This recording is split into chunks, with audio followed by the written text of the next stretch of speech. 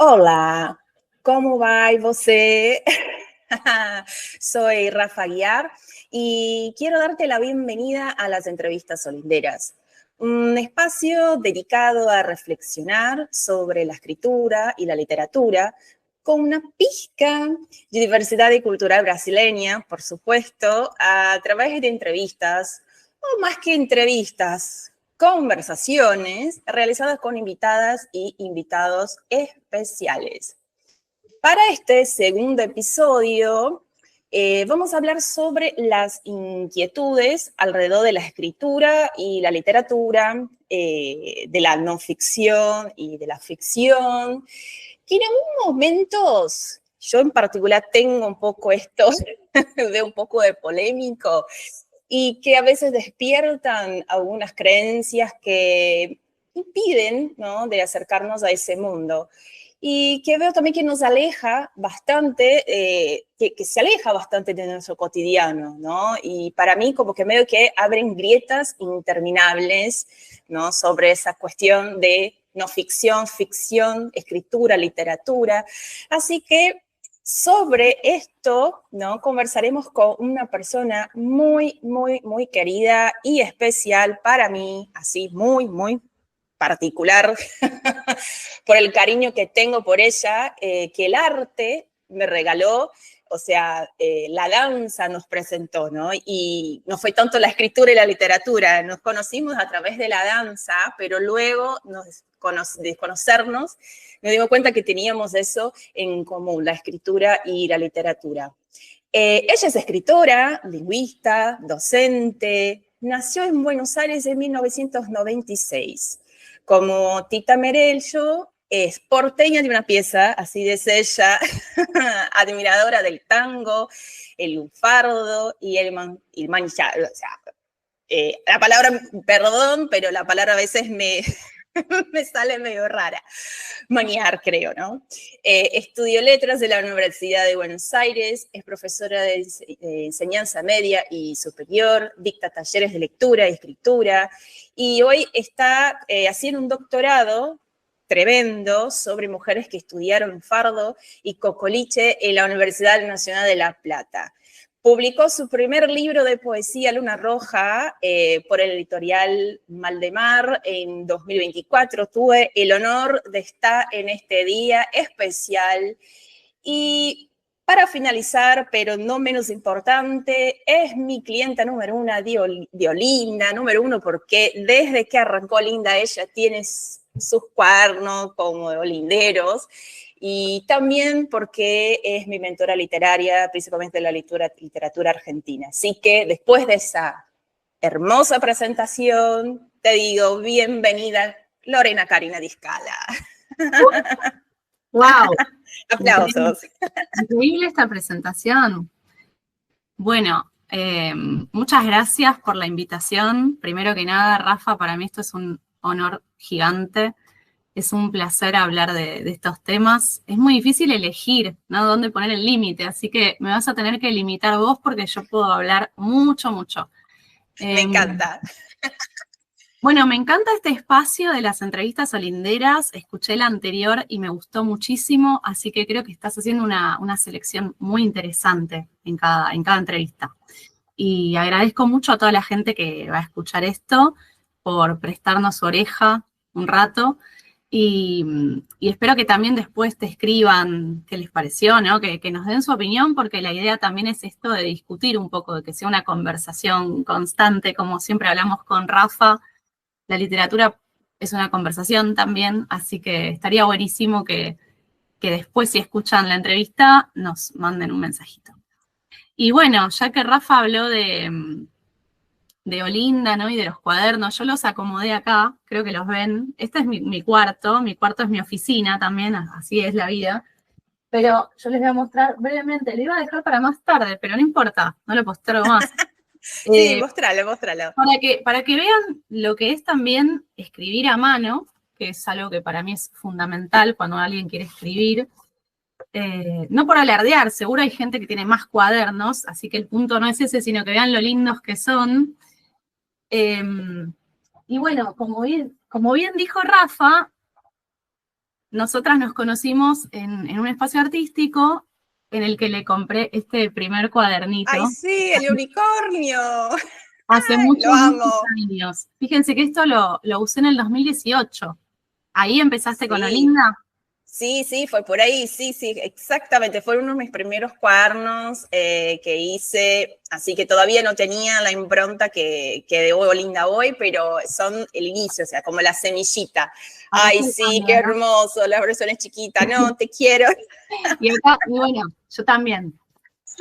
Esto va a ser como Moria y Susana hablando Totalmente. actualmente. Y bueno, justo ya que estamos, antes de arrancar con las preguntas, muestro esto porque le contaba a Rafa, por tras bambalinas, ¿no? En la preparación de esta entrevista, que justo esta semana me puse a revisar los cuadernos porque había algo que quería ir a buscar de hace un par de años y me tomé el trabajo, bueno, de ir marcándome a mí misma de en qué año escribí cada cosa, porque ni me acordaba, ya tenía todo remezclado.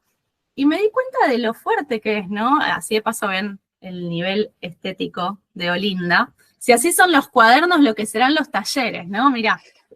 Me encanta. Bueno, este ejercicio de volver atrás, de volver a encontrarme con los cuadernos que para mí materialmente son un objeto muy importante para la escritura. Y eso también es algo que me adelanto, pero en algún momento lo iba a comentar. Eh, por si alguien que está escuchando la entrevista es alguien que quiere escribir y no sabe muy bien por dónde empezar o tiene mucho miedo, yo recomiendo a todo el mundo, y en mis clases también lo digo, buscar un soporte que nos transmita confianza. Estos cuadernos a mí me dieron eso. Si yo escribía en otro tipo de cuadernos antes, acá tengo otro tipo de cuaderno más comercial, pero para mí no es lo mismo. Cuando usas un cuaderno artesanal o con la estética que te guste, pero que tiene como una humanidad, tiene un aura, le podríamos decir, ¿no? Para pensar en Benjamin, para empezar a traer autores. Tiene aura. Exacto. Cuando a una persona Exacto. hizo algo con sus manos y es distinto, tiene un aura especial. Entonces, para mí eso es una parte muy importante cuando una persona quiere crear algo nuevo, cuando quiere conectar con el arte y con la creatividad. Y es un poco también algo que hemos charlado con Rafa en las clases, porque hablamos mucho de Julia Cameron y la tengo a Sí, totalmente. Sí, Julia es la mejor para eso. es la uno también. Y bueno, Julia Cameron en El Camino del Artista recomienda un montón de cosas, pero una de las que a mí más me gustaron tiene que ver con alimentar al artista, ¿no? Como alimentarnos. Totalmente. Y en la alimentación también entra el entorno, el espacio en el que nos sentimos a gusto, nos sentimos cuidadas. Es como cuando haces una meditación, que tenés que estar en un lugar tranquilo, en el que sepas que va a estar todo bien. Y a la hora de escribir se van a mover tantas cosas, agradables y desagradables, que es muy importante tener cierta certeza, ¿no? Una lapicera que sabes que te queda cómoda y un cuaderno que te da seguridad. Para mí eso es como las herramientas básicas que cualquiera puede tener porque no es muy costoso para escribir. No recomiendo ni el celular ni la compu para arrancar. Eso viene Es- después.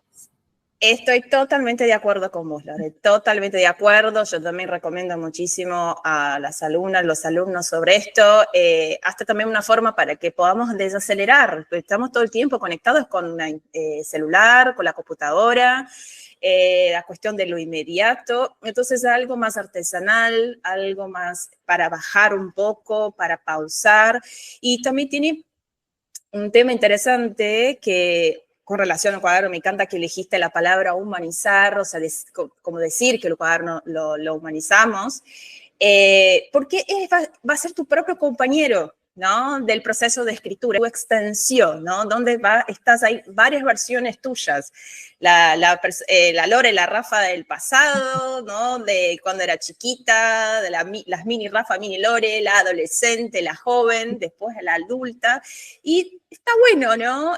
Revisitarnos, ves a otra, algunos momentos de la vida para, ¿no? A veces amigarnos o para reír de nosotras mismas, ¿por qué no?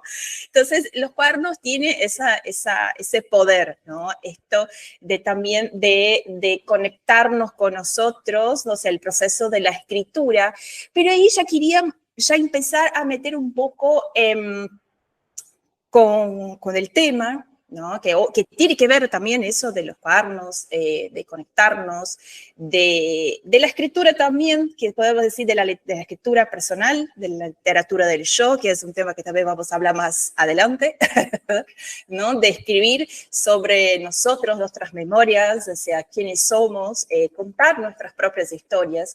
Y a veces yo veo que un tema que veo muchísimo común que cuando llegan los alumnos, o cuando estamos conversando, que ven mucho la literatura, ¿no? Como algo difícil de alcanzar, ¿no? Porque cuando hablamos de literatura, ya pensamos en libros, librerías, editoriales, técnicas literarias, los géneros literarios.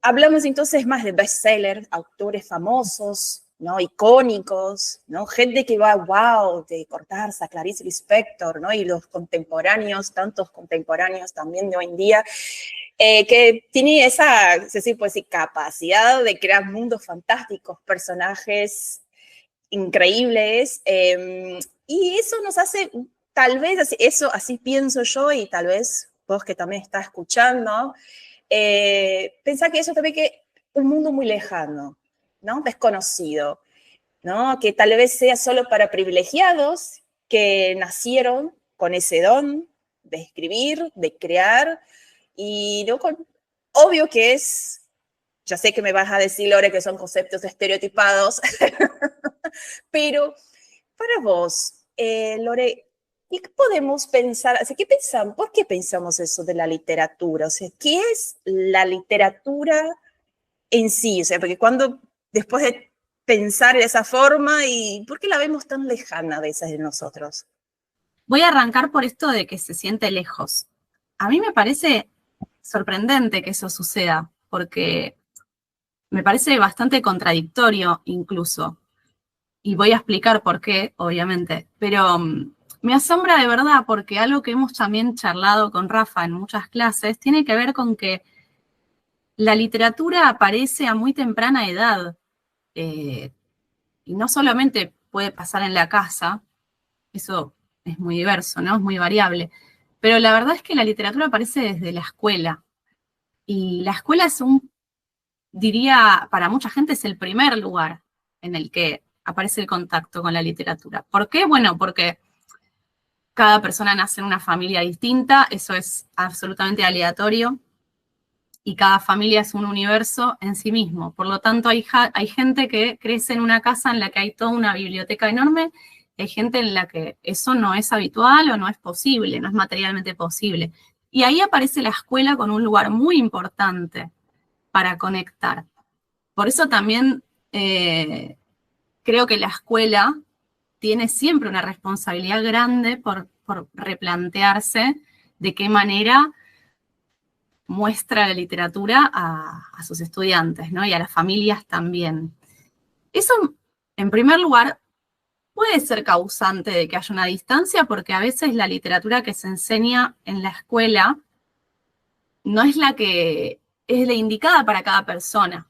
Es decir, hay un programa que se determina por un ministerio educativo en cada país y en cada localidad también puede variar el contenido mínimamente, pero hay algo que, por ejemplo, dice Martín Coban, para empezar a nombrar gente, y también Borges lo decía, y es que lo cierto es que cada persona tiene un libro que la está esperando, y muchas veces nos puede tomar años encontrar ese libro.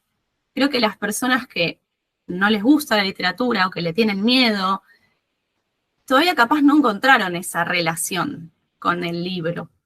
Y yo estoy segura de que con cada libro que leemos, ahí hay una relación humana. Es decir, el libro puede volverse también un vínculo humano. Para empezar, porque lo escribió una persona. Entonces hay una persona detrás de lo que estamos leyendo.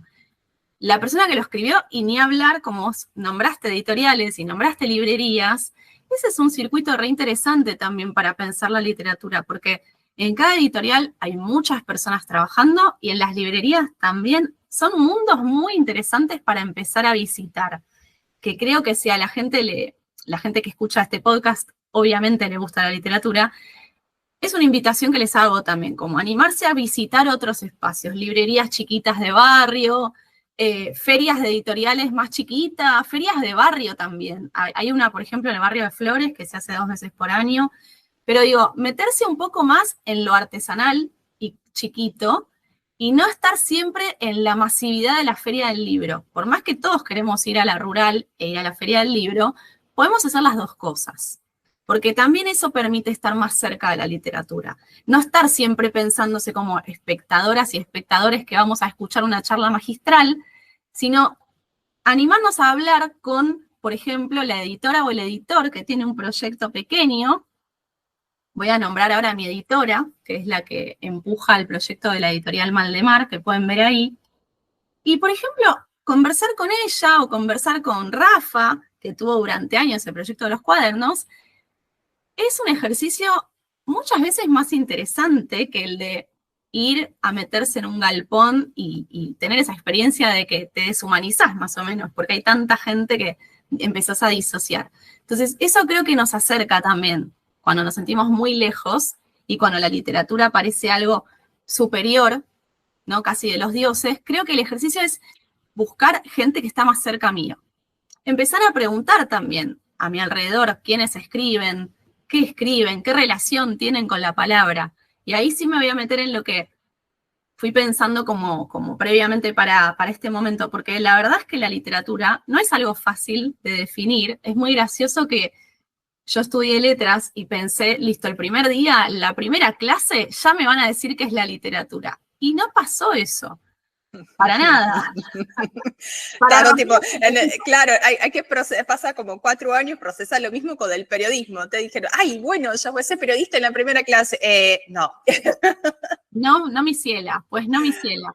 No funciona, pero me parece bien para traer también tranquilidad. Eso no es un problema, porque hay que, también un ejercicio interesante sobre estos temas es aprender a convivir con todo lo que es difícil de definir. Aprender a convivir con que hay experiencias de la humanidad que están un poco más allá de lo que podemos entender. Yo sé que es todo muy psicológico, así que pueden escuchar el episodio anterior, que fue con una psicóloga.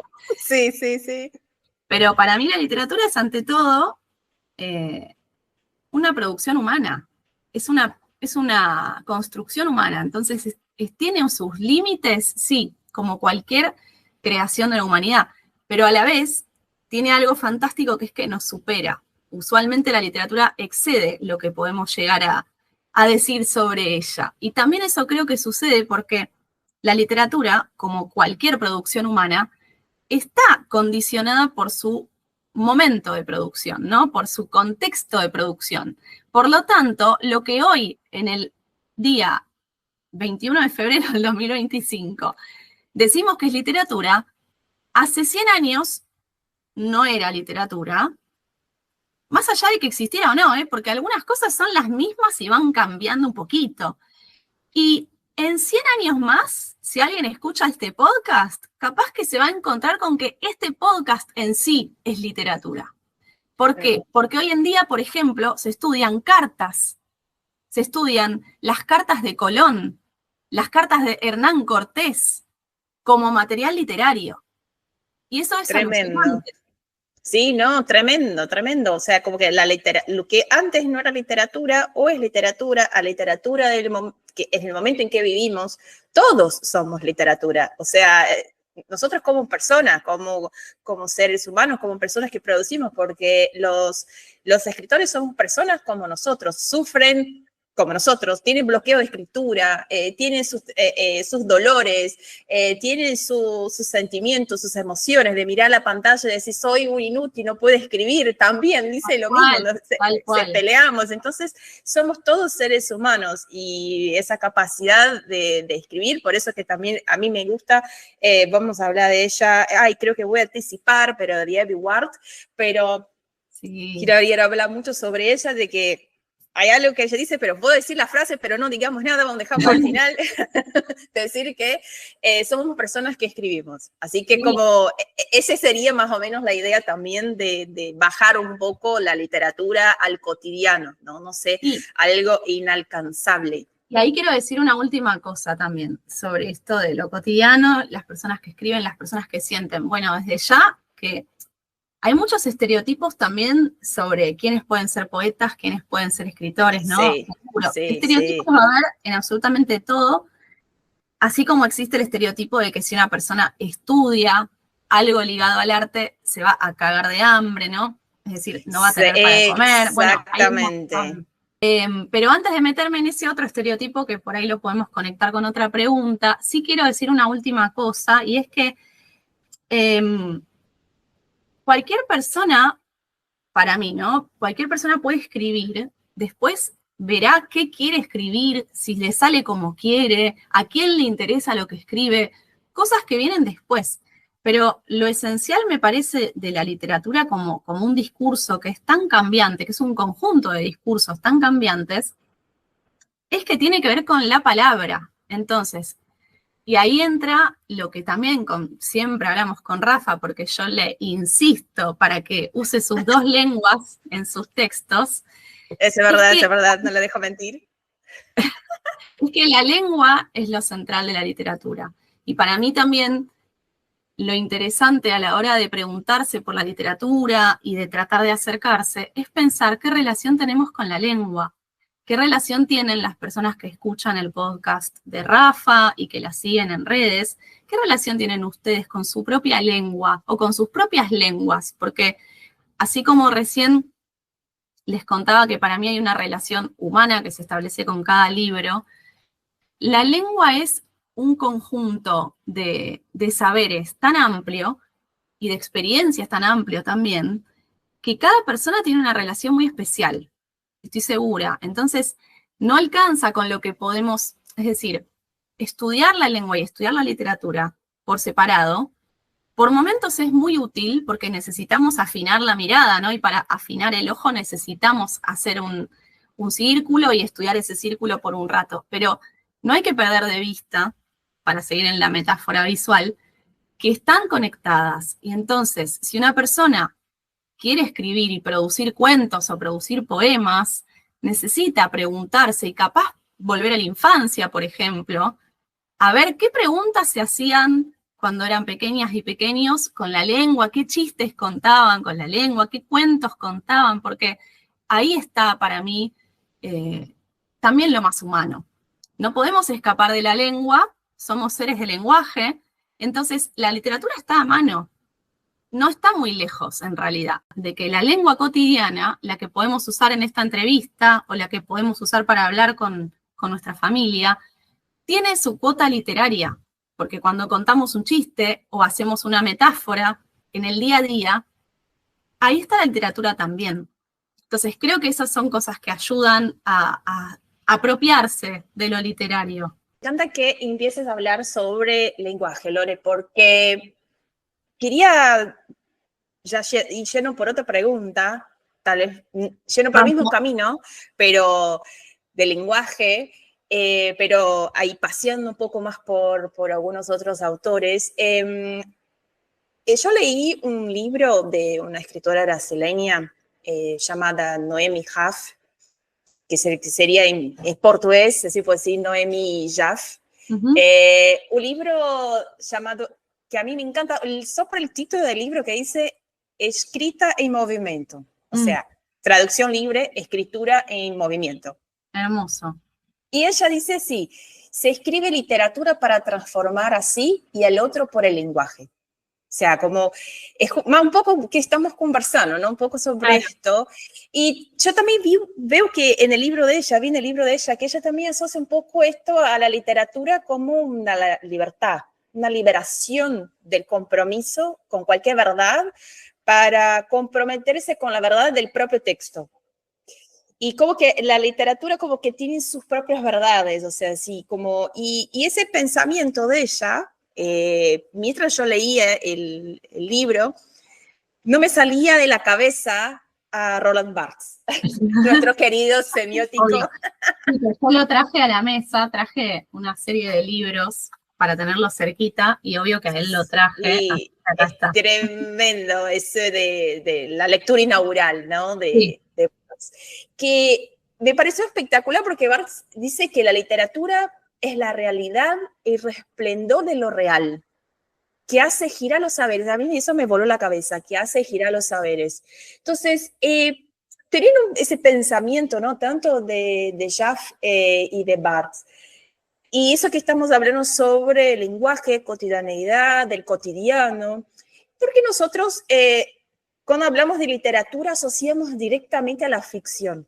O sea, la no ficción no puede ser literatura. O sea, ¿cómo podemos lidiar con esto? En sí, la palabra verdad, ¿no? Y el concepto de verdad me parece algo que en cierta manera tenemos que recuperar en la época en la que vivimos, ¿no? En la época en la que estamos grabando este podcast, que fue escuchado dentro Totalmente. de años. Tenemos una crisis con la verdad, me parece, ¿no? No es que se me ocurra a mí en absoluto, no me considero una muy buena lectora del presente, al contrario, no entiendo nada del presente, pero sí observo esto, ¿no? Las crisis, las dificultades para justamente entender un poco lo que pasa, ¿no? Y sobre todo en el contexto político que nos toca en Argentina y en el mundo también. Por eso, sí puedo decir como una persona a la que la literatura le da sentido para levantarse todos los días, y eso es algo muy personal que cada persona tiene que encontrar. En mi caso lo encontré, por suerte, desde muy chiquita. Creo que la literatura tiene la capacidad de crear y de transmitir una verdad, incluso en momentos en los que el contexto que nos rodea no nos transmite ninguna, ¿no? O cuesta encontrarla, o se está disolviendo. ¿Qué quiero decir? Hay un montón de aspectos desde los cuales podemos pensar la verdad, desde lo filosófico, desde lo psicológico, ¿no? Está el principio de realidad, por ejemplo, de Lacan. O sea, creo que ahí las personas que escuchen pueden ir a buscar lo que les interese y ponerlo en discusión con esta pregunta de Rafa. A mí me parece que la literatura tiene algo muy particular, que es que cuando alguien está escribiendo una obra literaria, va a tener que enfrentarse a la construcción del verosímil, que es la palabra que a mí me interesaba poner acá sobre la mesa, ¿no? El verosímil, porque el verosímil es tanto un concepto que nos enseñan en la escuela para estudiar textos literarios, como lo que le permite a cualquier lector o lectora sostener la lectura. Es decir, a mí me gusta también hablar de pacto de lectura, porque Me encanta. Cuando empezamos un libro hay un pacto que establecemos casi tácitamente con ese libro y con esa persona que lo escribió. Y es un pacto de, yo te voy a creer todo lo que me estás diciendo, pero vos no me defraudes, no me pongas cualquier cosa, no me mates personajes porque sí, bueno, eso a veces no pasa, pero queremos que el libro no nos defraude.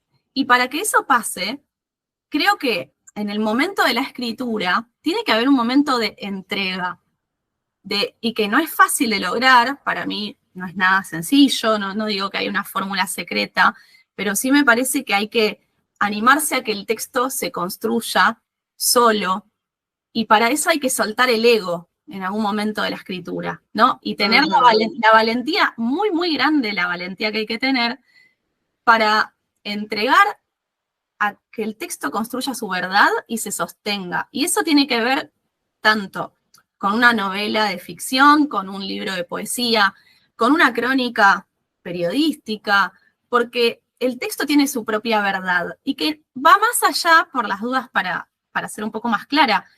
La verdad del texto no tiene que ver con que sean ciertos los datos, no con que sean ciertos los hechos que se nombran, sino con que sea coherente lo que se está contando y que, por lo tanto, si hay algo que yo como autora quería decir en un principio y ahora el texto está armando su propia verdad, yo tengo que tener otra vez la valentía de decir, bueno, pero el texto va para acá. Podré escribir otro texto en el que haga eso original que quería hacer, porque el tiempo es el que me dé mi vida para escribir. La literatura siempre se abre, ¿no? En este sentido, para mí también es la libertad en la literatura. Pero hay que animarse a que el texto te muestre esa verdad, que por otra parte me parece que tiene que ver también con la ética propia de ese texto, que es la que permite que tenga una estética, ¿no? Que tenga una estética en el sentido de que haya algo que al lector también le va a gustar, ¿no? Algo que sea bello, sí es una estética de belleza, pero puede ser un texto de terror.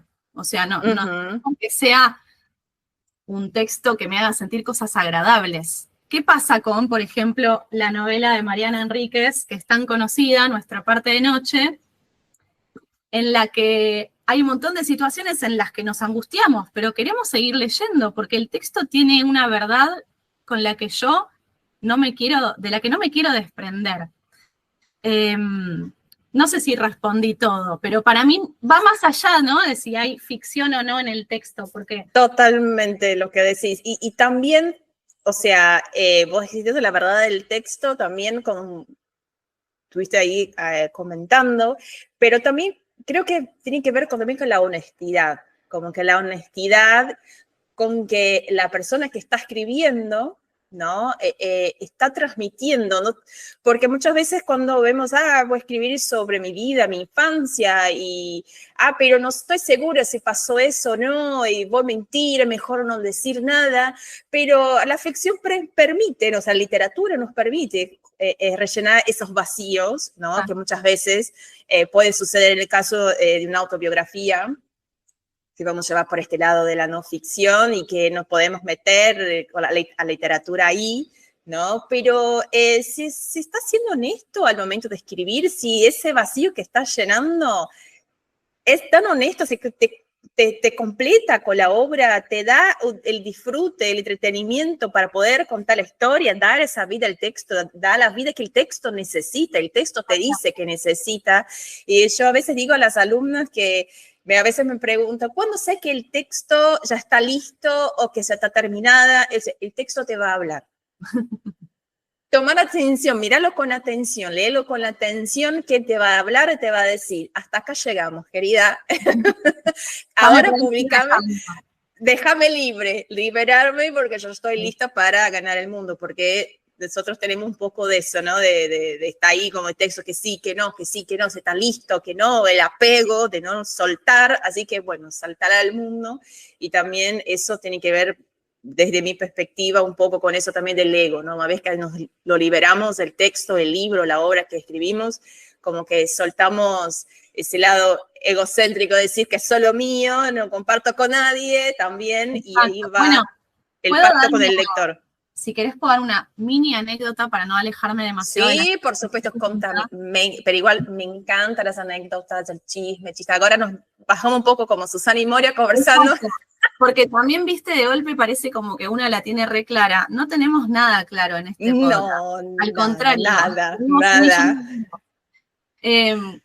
Pero sí me parece que a veces cuando hablamos desde la experiencia, y somos honestas también, como dice Rafa, con esa experiencia, a la otra persona le llega de otra manera. Y a mí me pasó puntualmente con mi libro, que salió hace muy poco, hace un par de meses, que fue un proyecto que trabajé muchos años, porque los materiales principales, ¿no? Los poemas principales, ya los tenía escritos y revisados y corregidos, pero igualmente llegar a organizarlos, a que la historia tuviera una unidad, ¿no? Eso fue todo un proceso de crecimiento, y ahí se puso muy en juego mi propio ego. Y eso fue un proceso que a mí me costó mucho, porque yo tenía como una idea de cómo tenía que ser el libro, que me costó un montón de vida, para de paso decirlo, ¿no? No es que me quedé sentada esperando a lograr ese cambio personal. Tuve que vivir y bancármela, y que siguiera pasando el tiempo y que el libro no existiera, hasta que yo estuve dispuesta a soltar esas ideas que tenía sobre cómo tenía que ser. Y muchas veces esas ideas sobre cómo tiene que ser este cuento, este poema, este libro, son de compararnos con otros, de querer hacer lo mismo que hizo otra persona, de querer que me lea todo el país, como mucha expectativa, ¿no? Le estamos poniendo a lo que escribimos, mucha pretensión. Y la verdad es que no podemos saber eso de antemano, ¿no? Una vez que le soltamos la mano al texto para que viva, no depende de nosotras. Nosotras podemos difundir, compartir mucho, pero el texto va a ser su propia vida. Y cuando realmente yo me di cuenta de que había soltado todas esas expectativas fue porque le cambié el título al libro. Y le cambié el título 2 meses antes de que saliera. O sea, Tremendo. llevó mucho, mucho tiempo soltar esas ideas. Pero menos mal, yo me lo agradezco siempre eso, y fue trabajo de terapia también, ¿no? De terapia con mi psicóloga y de hablarlo con amigos, porque en soledad no existe el escritor y la escritora en soledad. Eso también me parece un estereotipo bastante pelotudo, perdón. Sí. Esto es una boludez. Ningún escritor y escritora vivió encerrado en un sótano. Las personas que piensan que eso es posible están pensando en alguien que igual recibía comida. Por ejemplo, Dostoyevsky, que pasaba horas escribiendo, tenía una esposa que le daba la comida. Es decir, siempre hay algún acompañamiento. Totalmente. No es soledad. Y hasta el acompañamiento, ahí vamos, si vamos a meternos un poco bajo el lado del psicológico, el acompañamiento de uno mismo. Nosotros nos acompañamos, ¿no? También. Y como vos dijiste de los cuadernos, o sea, los yo del pasado en esos cuadernos nos acompañan también. En el proceso de la escritura, de lanzar un proyecto, ¿no? de liberarse, ¿no? De encontrarse con la escritura. Entonces es muy, digamos, muy profundo todo eso. Que parece, por ejemplo, recomiendo a todos que están escuchando ahora, deben escuchar el primer episodio porque hablamos mucho y conversamos mucho con Giseoma, con Gise, psicóloga brasilera, una genia. Hablamos mucho sobre eso del yo, ¿no? ¿Quién soy yo? ¿Quién está por detrás de esas palabras, por detrás de cada línea, de cada obra? Entonces hablamos muchísimo sobre esto. O sea, la psicología y la literatura, la escritura están todas relacionadas. Y quería empezar a meterme ahora un poco más picante. Ya estamos un poco picante, porque los temas que hablamos son picantes. ¿A quién querés guardar, Rafa? Sí, bueno, no importa. Decía, nosotros en Brasil decimos como, quiero catucar onza con varacusta. O sea, quiero ahí provocar, ¿no? Decimos así. Mira. Así que no voy a decir nombre, no voy a citar nombre ni nada, pero sí lanzar esto... la idea, ¿no? Bien, que siempre quedo ahí dando vuelta en mi cabeza, y como periodista y también como periodista, persona que escribe, una persona que tuvo una relación con la literatura desde chiquita y que nunca se dio cuenta, ¿no? De eso, como que la vida un poco me llevó a caminos así, no sé, paralelos, alternativos, y ahí tiene la cuestión de las creencias y muchas otras cosas también que estuvimos hablando acá desde el inicio. Pero la picanteada que a mí me gustaría hacer, en realidad, es con la ficción y la no ficción, esa pelea, ¿no? Esa batalla, porque... Una vez yo estaba leyendo muchísimo cuando estaba saliendo de mi bloqueo de escritura, ¿no? Que padecí por un tiempo, y medio que fui a empezar como periodista a meterme más en un mundo diferente del periodismo, que sería la no ficción, que se acerca al periodismo, ¿no? Pero no tiene las reglas periodísticas que dicen, nos dicta más o menos cómo tiene que ser el periodismo. Y uno de los autores es uno estadounidense llamado William Caesar, perdón la pronunciación. Él dice que no tiene paciencia con los snobs, que ven la no ficción como otro nombre para el periodismo y que sea una escritura inferior. Otro escritor estadounidense va por el mismo camino, Philip Lopat, también dice que los autores aspirantes de la no ficción sienten una cierta envidia de la ficción por su prestigio en la literatura y porque cree que no tiene imaginación. Y voy a confesar, yo pensaba así. Por mucho tiempo pensé eso, ¿no? Que por ser periodista, el periodismo no era creativo, raro no decir eso, y no, que no decís la imaginación, raro, pero bueno, Sí. así pensaba yo. Pero creo que es hora de cerrar un poco esa grieta, ¿no? Ficción o ficción, perdón, la literatura no, que la ficción es mejor que la no ficción, ¿no? Que esa pelea ahí parece, ¿quién es mejor? ¿Qué te parece? ¿Cómo podemos? Es polémico, pero es que veo tanta gente hablando eso de sí, no ficción, no es literatura, no es artístico, y me quedo como, pará, ¿qué hay aquí? ¿Por qué nos peleamos tanto? Esa grieta tremenda. Bueno, igual me parece muy gracioso que hayas usado la palabra grieta, porque no sé cuántos oyentes hay argentinos y cuántos brasileros y cuántos de otros países, pero acá en Argentina la grieta se usó y se sigue usando para hablar de la diferencia política. Entonces me parece muy divertido que justo hayas usado esa palabra. Mira, nos tenés mucha fe. Yo no puedo cerrar ninguna grieta. Ojalá tuviera ese poder en mi vida para unir aguas.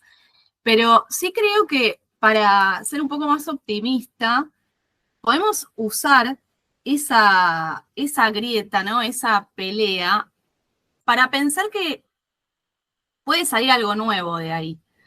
Lo digo pensando que, digamos, teniendo en cuenta que a nivel histórico, en cualquier disciplina aplica. O sea, estamos enfocándonos en literatura, pero lo cierto es que es la historia también de la ciencia, probablemente también el periodismo vos puedas decirnos. Históricamente, cuando hubo una polémica entre dos puntos de vista, esa polémica alimentó una nueva disciplina, el surgimiento de algo nuevo. Es un motor la discusión. Incluso, bueno, en el siglo XX, que estuvo todo el periodo de las vanguardias estéticas, y posteriormente también, bueno, en los 90, la literatura de los 90, que empieza con las literaturas del yo también, siempre surgen como respuesta, ¿no? Como reacción a algo. Entonces creo que esta discusión puede llevar a algo nuevo. Seguramente ya haya llevado a algo nuevo, que yo no estoy ahora identificando, pero creo que puede ser positiva. Al mismo tiempo, igual, esto que vos señalás, me parece otra muestra de lo ridículo que me parece intentar ceñir la literatura o un género a una cosa y otro género a otra, ¿no? Y pensar ingenuamente que es todo tan distinguible, eso quiero decir. Como encasillar todo, ¿no? Poner una cajita, eso es periodismo, eso es literatura, esto es ficción o ficción. Esa búsqueda por tener como una taxonomía, ¿no? De los textos, y que muchas veces eso, no me quiero poner guaranga, pero sí me parece que le saca la libido, le saca el interés al objeto. Cuando queremos ya de antemano decir, vos vas a hacer esto, volviendo a lo que dijimos antes, ¿no? De la expectativa y la pretensión. Y si queremos sí o sí que un texto sea de no ficción o que un texto sea de ficción, me parece que vamos únicamente a cortarle las alas al texto y no permitirle que tenga su propio camino. También me parece que a veces algunas discusiones, así como pienso que muchas de estas discusiones estéticas y literarias han dado lugar a procesos muy ricos, sí hay que tener presente que hoy en día tenemos un contexto en el que hay bastante dominio de lo que está en agenda. Sí me parece que eso hay que empezar a tenerlo en cuenta, ¿no? Por lo general lo que discutimos no lo elegimos nosotros, no somos tan libres como pensamos, hay una agenda bastante marcada, empezó la conspiración, pero las redes sociales son el terreno en el que eso se puede ver bien, ¿no? Y no estoy pensando ni siquiera en lo político está presente en todo, pero si una novela, por ejemplo, si alguien pone en discusión, está pasando en Estados Unidos, pasó acá en Argentina en noviembre, que se puso en discusión si hay un libro que se puede leer o no, porque supuestamente es ideología de género y va a pervertir a los niños. Bueno, esas discusiones para mí son desvíos de atención. Nos quieren distraer, hay una búsqueda activa porque estemos distraídas y distraídos. y no nos enfoquemos en lo esencial. ¿Y por qué lo traigo para lo de la ficción y la no ficción? Eso también puede ser una distracción, porque mientras estamos peleándonos a ver quién tiene razón, podríamos estar escribiendo, podríamos estar produciendo algo nuevo, o podríamos estar leyendo críticamente. O sea, creo que la discusión es fructífera si es una discusión que vale la pena dar. Si ya es una discusión agotada, que es para perder el tiempo, tal vez nos están llevando a tener esa discusión porque nos quieren distraer de otra cosa más importante. Al mismo tiempo, me parece que es otra vez bastante ingenuo pensar, por ejemplo, que hay literatura con ficción y periodismo sin ficción. Sacando lo que se ve en la escuela, que es algo muy modélico, es un modelo que le damos a los adolescentes y a los niños para que puedan entender el mundo en el que viven y tener herramientas para que no los manipulen mediáticamente, no vamos a ser ingenuas e ingenuos. Sabemos que en el periodismo hay un montón de ficción, Obvio. Sabemos que en la literatura hay un montón de hechos verídicos que se usan como alimento para la escritura, entonces todo está bastante contagiado. Y muchas veces me parece que, de vuelta, ¿no? Esta idea de que algo es mejor que otra cosa, que para escribir algo tengo que ser más inteligente, es para distraernos, es para limitarnos, es para que alguien que se dedica al periodismo no sea más creativo, no investigue más, ¿no? Por ejemplo, no profundice en algo que le interesa porque supuestamente no lo van a leer o no vende, no vende, no va a generar el clickbait, entonces no escriba. Exactamente. El periodismo tiene un poco esto del mercadológico, ¿no? De decir, yo pasé por situaciones, participar de reuniones, tipo el detrás de las bambalinas, el backstage, cuando estamos produciendo contenidos para publicar el diario, porque yo soy de la época del diario, del papel todavía, y a veces nos quedábamos indignadas cuando el momento de la elección, ¿no? De las llamadas, de las portadas, y a veces una noticia, cualquier cosa, o sea de violencia o porque fulanita sacó una foto de fulana que está sin bombacha y se ve, ¿no? O por ejemplo, de cosas así de muerte, o, ¿no? Que son todas cosas que venden. Muy morboso. Entonces, claro, morboso y todo eso, son cosas que venden, y aquella noticia en que el periodista se dedicó, investigó, salió a la calle, sacó fotos, involucró a otras personas, tuvo un gran trabajo, una gran investigación, un trabajo de producir para que otra persona lo lea, para informar a esa persona, decir, no. Exacto. Porque a mí, por ejemplo, ya pasó muchísimo de, mira, tengo que cortar por la mitad de tu nota porque viene un anuncio a la mitad de la página. La cantidad de veces que me frustré fue gigante, pero bueno, y la respuesta que me decían era que está pagando tu sueldo. Entonces es todo un drama, un dilema, así que eso es, entiendo las sensaciones, esa situación, esa discusión, esa pelea, y eso que decir, para mí me parece, esa visión tuya me pareció espectacular, de eso, de cómo da la sensación de que no quiere que nosotros avancemos y nos quedamos ahí estancados en esa discusión, en lugar de avanzar a buscar algo nuevo, nos quedamos ahí parados, y mientras que algo está pasando por detrás, ¿no? Sí. Del periodismo llamamos de cortina de humo, ¿no? Sí. Tiran la Totalmente. cortina de humo, mientras tanto que está pasando cosas, y ahí nosotros discutiendo lo que no va a salir del lugar. Claro, y discutiendo cosas que ya se parecía como que, bueno, se podía avanzar a algo nuevo, y no, hay que retroceder. Y lo señalo en este caso porque quizás yo estoy bastante atravesada por el contexto político de Argentina, pero no hay que tampoco desentender el contexto político de la agenda cultural, porque si hay algo que está sucediendo también en este momento a nivel mundial, lo que pasa con el presidente de Argentina también está pasando en Estados Unidos, esta búsqueda de una supuesta batalla cultural. Entonces, cuando nos ponen a discutir sobre si hay un material que pueden leerlo los niños, en realidad de fondo nos están diciendo qué quieren que leamos, cómo quieren que vivamos nuestra vida. Y ahí es donde tenemos que estar también muy alertas, porque las discusiones sobre lo estético y sobre qué es más eficiente, por ejemplo, también creo que a mí por lo menos me sucede que la ficción muchas veces me ayuda a entender la realidad. A mí me pasa eso. Exactamente, tal cual. No, lo dijiste, o sea, la posta, o sea, y sí, porque En es pocas así. palabras, hasta que llegué. Pero No, pero es verdad. por eso no quieren que leamos ciertas cosas, ¿no? Y por eso a veces también se genera esta idea de que hay un género mejor que el otro o que nos va a informar mejor, cuando me parece lo más sano, lo más nutritivo es tener una variedad, es poder hacer uso de esa pequeña libertad que tenemos, en realidad es una libertad muy pequeña, para elegir qué vamos a leer, ¿no? Y lo mismo para escribir.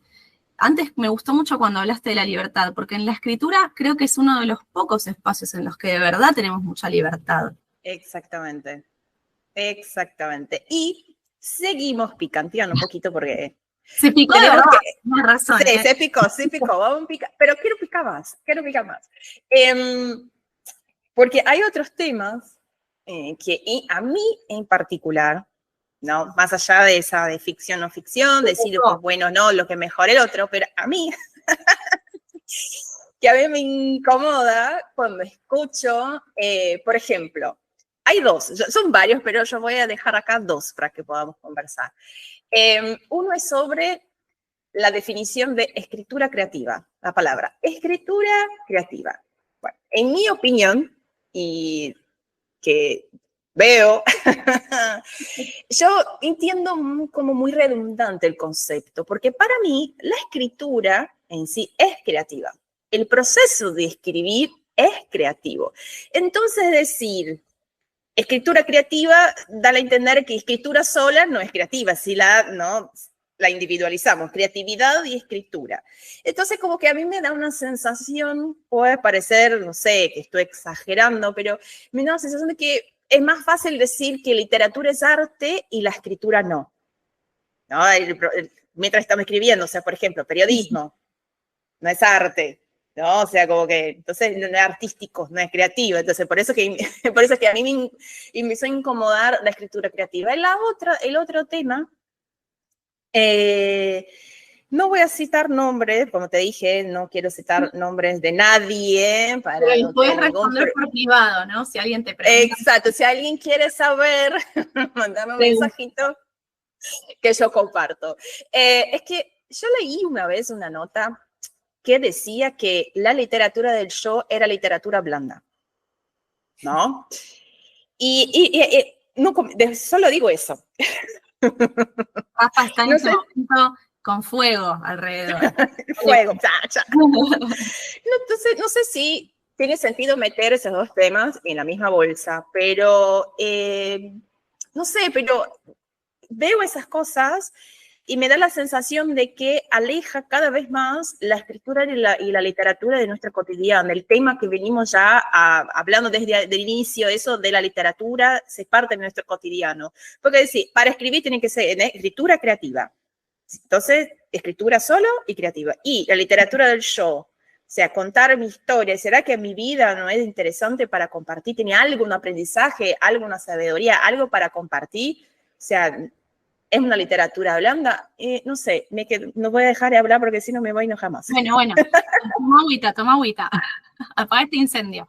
No, me parece igual que en ambos casos vuelve a aparecer una búsqueda por encasillar la práctica en un modelo o en una forma de definirla. Voy a empezar con la escritura creativa. Bueno, esto es algo que es un tema para hablar mucho y para investigar. Yo quería investigar mucho sobre esto para la entrevista y al final no llegué a ponerme a rastrear. Pero sí, bueno, voy a comentar lo que yo pienso que puede haber detrás de eso, ¿no? Como mi hipótesis, para que en todo caso las personas oyentes lo puedan someter a crítica, lo podamos seguir charlando, porque no es algo de lo que estoy segura, pero sí tengo esa gran hipótesis. Si prestamos un poco de atención, al desarrollo de la literatura en los últimos 30 años y a los avances tecnológicos, y a los últimos 5 o 10 años también, si hay, por ejemplo, oyentes que trabajan en tecnología o que tienen personas conocidas que trabajan en tecnología, van a ver que hace bastante tiempo que se repite el trabajo de copywriter o, bueno, hay otros que ahora se me olvidaron, pero hay un montón que son writer, todo en inglés porque, bueno, es el imperialismo. Yo pienso que hace bastante tiempo que se está planteando una diferencia entre la escritura como un trabajo sistematizado y automático a disposición de la tecnología y a disposición de las redes sociales y de la información. Se separa eso de un trabajo de escritura más vinculado a una creación artística y diferente, ¿no? No tan sistémica como la que es de la tecnología. Que por otra parte, aclaro, me parece, desde afuera, porque nunca hice ese oficio, nunca trabajé de eso, sí tengo gente conocida que lo hace y de hecho es muy notable cómo hace varios años que las personas que estudiamos carreras de humanidades vamos entrando a este circuito. ¿Por qué? Porque es un circuito que está bastante bien pago o que por lo menos parece tener cierta estabilidad que dejó de tener la docencia, ¿no? Los trabajos que antes eran una salida laboral confiable para quienes estudiamos letras, filosofía, historia, sociología y demás, de las carreras humanísticas, no las olvido a propósito, hay muchas más, pero para nombrar pocas, bueno, ingresan al espacio del mundo de la tecnología para buscar estabilidad. Y por ciertas otras cuestiones de la vida de docente que podemos explorar más tarde, pero no creo que alcance el tiempo. Ahora bien, a mí eso generalmente me preocupa mucho porque a mí me interesa la escritura literaria y me interesa que la palabra no pierda esa potencia humanística que tiene. Entonces a mí me preocupa, sin quitar de lado que capaz en un momento trabajo de eso porque de algo hay que comer, pero... Totalmente.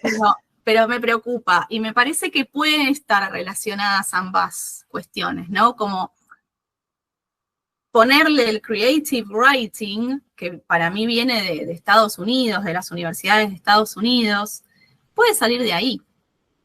Puede salir de diferenciar esas formas de considerar la escritura, una más vinculada a lo tecnológico que siempre borra a la persona que está escribiendo. Porque cuando leemos, por ejemplo, ciertas cosas de las redes sociales, no...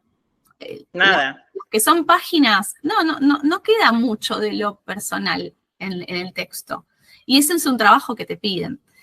Y que me parece también notorio para vincularlo con cosas que hemos charlado sobre el periodismo, que vos me contaste, Rafa, que vos tuviste que hacer todo un esfuerzo para salirte de tu propia voz, para escribir en el mundo periodístico. Exactamente, así pasó. Y que yo quería también poner sobre la mesa que en muchas ocasiones eso es una lucha cuando te dedicas a la escritura académica. Cuando estás haciendo carrera académica o escribís artículos académicos, artículos científicos, también hay un ejercicio bastante complejo de someterse a las casillas que hay que completar para el artículo académico. Y es algo que charlamos mucho en la carrera de letras, justamente donde también se discute mucho el concepto de escritura creativa y hay docentes que se manifiestan claramente en contra y hay otras personas que no, que la defienden, ¿no? O sea, eso es una grieta que por supuesto hoy no vamos a cerrar tampoco. Pero hay muchos espacios, me parece, en el mundo que nos toca vivir, en los que nuestra escritura está limitada y en los que la quieren limitar también con un propósito. Sea mejor o peor, a veces el propósito es re necesario para que el texto sea un texto más objetivo y que tenga un carácter más científico. Pero bueno, eso tiene un costo también. Y creo que por eso empiezan a surgir estos nuevos significantes de escritura creativa, ¿no? Que son contradictorios o polémicos, oximorónicos, pero que muchas veces también tienen detrás otra agenda. y ahí vuelvo a lo que dije más atrás, ¿no? De que muchas veces ciertas discusiones que podemos llegar a dar en el ámbito académico o en lo íntimo, vienen de otros lugares. No son discusiones orgánicas de nuestro territorio, que no tiene por qué ser algo malo, pero hay que pensar qué discusiones propias del territorio también necesitamos dar, qué discusiones tiene nuestra propia academia, nuestra propia literatura, que por ahí estamos postergando para poder atender a las discusiones que viven en la academia de otro país. No dejamos de estar en un mundo muy, muy supeditado a las academias del hemisferio norte.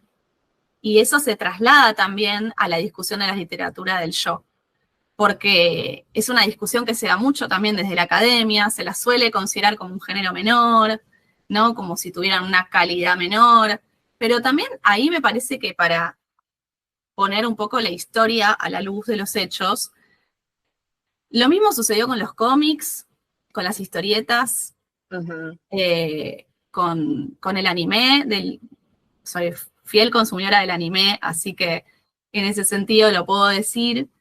Son también materiales históricamente relegados, incluso sucedió con el policial, con la novela policial, con la crónica periodística. Yo quería nombrar a Rodolfo Walsh, obviamente. Sí, son por supuesto. géneros que tuvieron que dar su propia pelea, pero también la pelea tuvo que esperar su tiempo, ¿no? Como que pasó el tiempo y el propio sistema de la literatura empezó a diversificarse. Y esto también pasa hoy en día con la literatura de terror, que por mucho tiempo fue considerada también como un género menor. ¿Por qué pasa esto? Porque la literatura es un campo de batalla también, en el que hay polémicas todo el tiempo.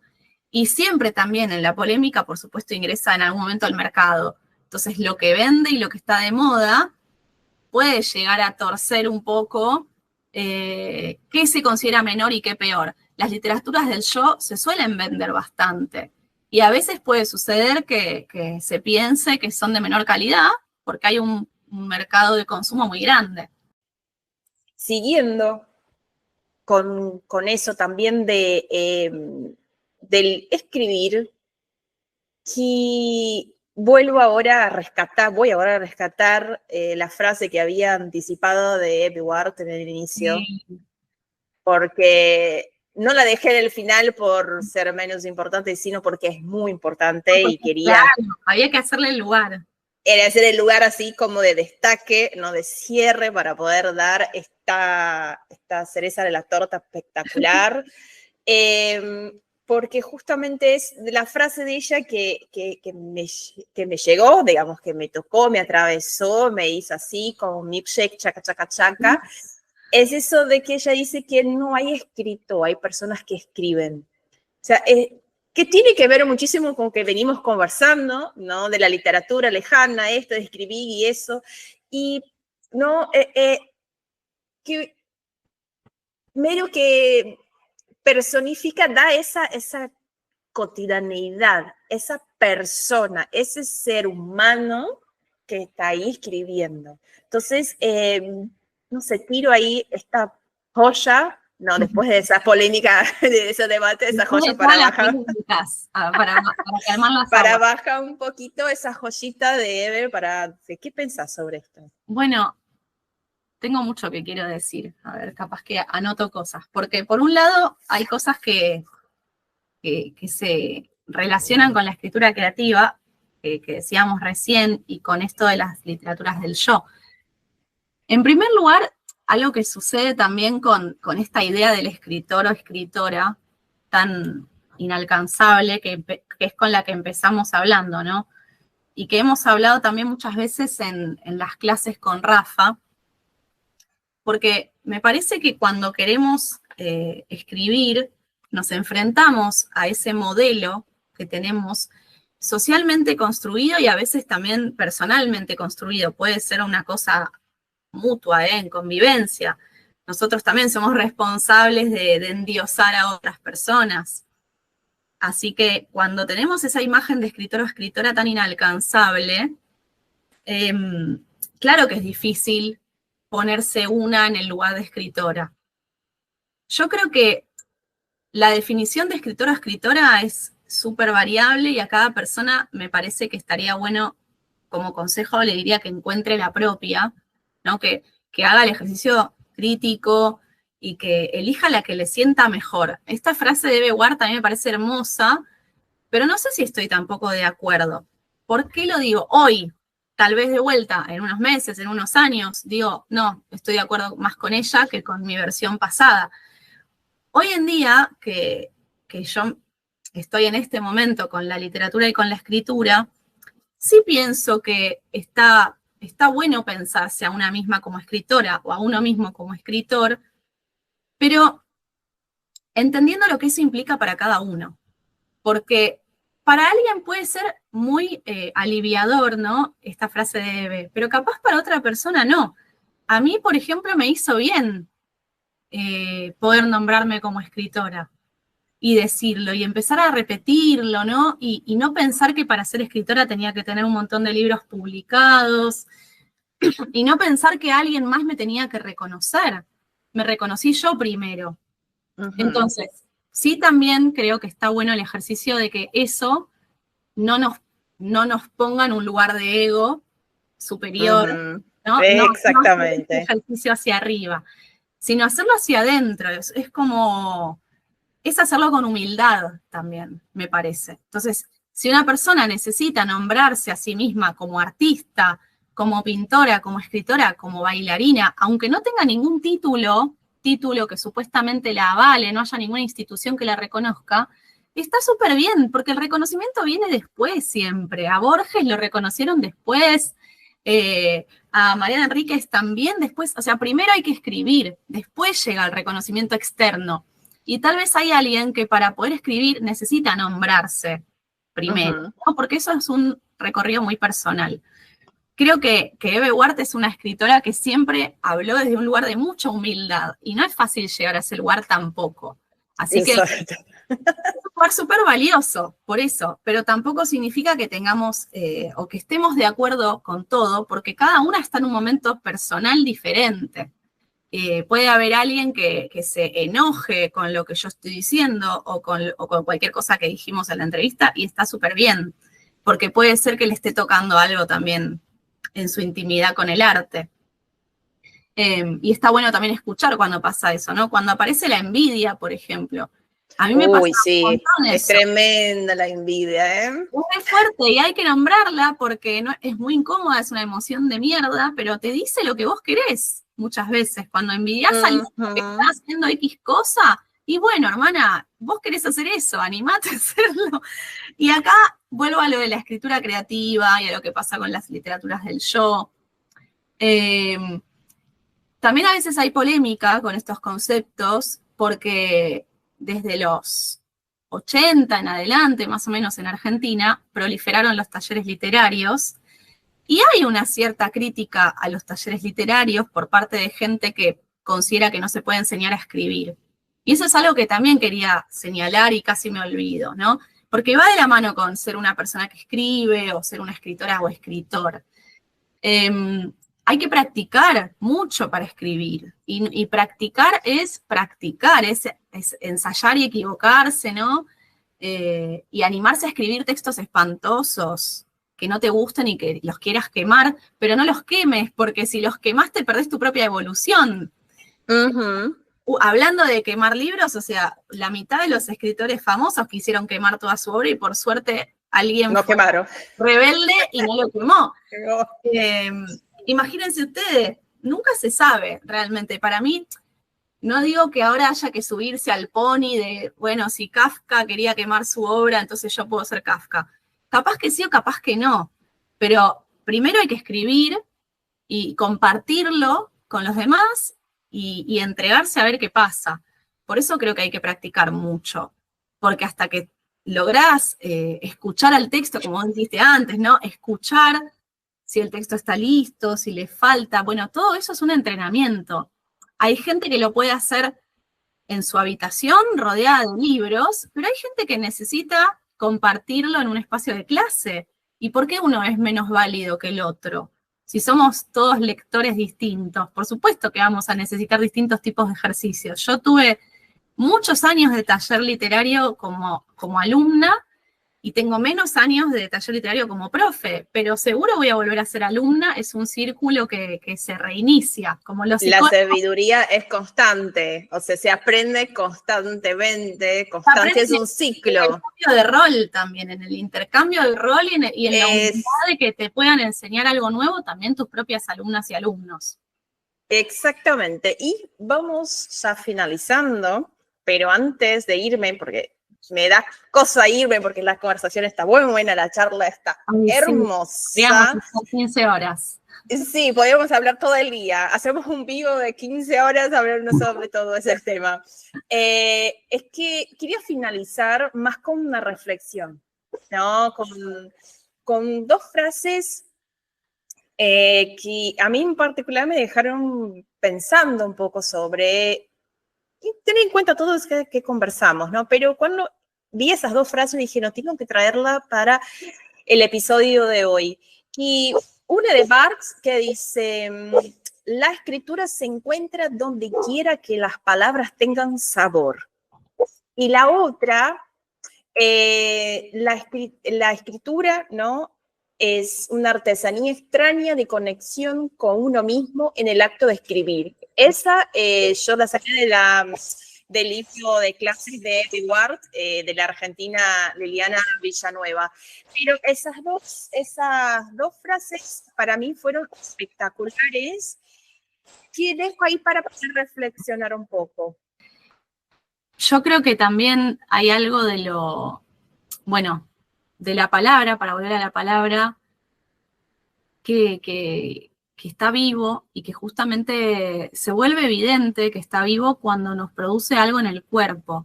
Y creo que justamente algo central para escribir es conectar con el propio cuerpo. No, digamos, no dejamos de tener cuerpo cuando escribimos. Si bien hace un rato dije algo que voy a volver a repetir, ¿no? Que es fantástico cuando estás escribiendo algo y te olvidas de vos misma, te olvidas de tu ego, te salís de tu cuerpo. Sí, esa especie de trance es magnífica, pero no dejas de tener un cuerpo que se está moviendo. Y creo que así como nombré que está bueno conectar con la relación con la lengua, con la infancia, con la propia lengua materna, creo que también es importante conectar con el cuerpo para tener presentes las emociones que se despiertan a la hora de escribir. Porque si queremos que otra persona conecte y sienta, ¿no?, ese sabor que dice Barthes, y si nosotras no lo sentimos primero, es muy difícil tratar de generárselo a un otro que es tan distinto a mí, que tiene su propia historia, que tiene su propia lengua, quizás otra lengua distinta de la mía. Por eso también voy a terminar con una polémica. A mí me molesta muchísimo y estoy absolutamente en contra, esto lo voy a decir, absolutamente en contra del español neutro.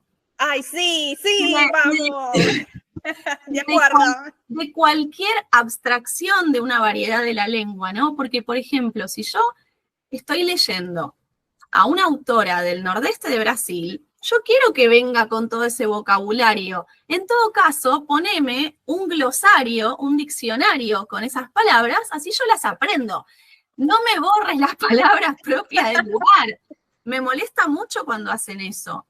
Y eso sí tiene que ver, por supuesto, con algo global, con algo del mercado global que quiere exportar la literatura hacia otros espacios.